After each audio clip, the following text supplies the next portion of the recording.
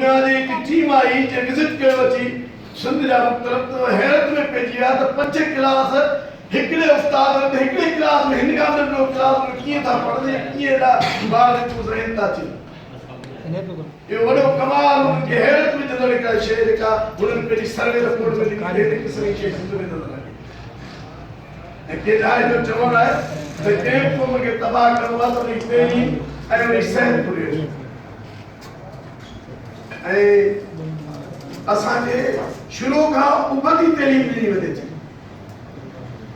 असांजा हीरो केरु असांजा विलियन केरु ऐं असांखे तारीख़ पढ़ाई वञे थी पंहिंजी ज़बान में त असांखे विलियन खे हीरो करे पेश कयो थो वञे ऐं हीरोइन खे जेको त असांखे अलाए किथे घर कयो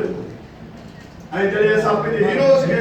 स्क्रीन ते आणींदा त असांखे गद्दार ईंदा तहमतूं लॻाए असां ते उन क़िस्म जा बग़ावतुनि जा ऐं दहशतगर्दी जा केस वॼा था वञनि त तव्हां पंहिंजे हीरोज़ खे हीरोज़ था चओ हालत इहा आहे जो 2021 में असां साईं जीएम सिंधी मज़ार ते गुल हणण वियासीं 23 25 अप्रैल ते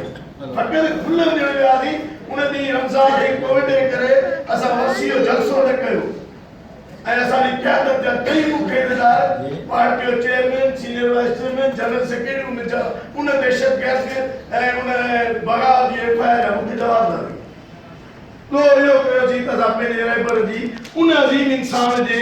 जी वरसी जे ॾींहं ते उन मज़ार ते वञी गुल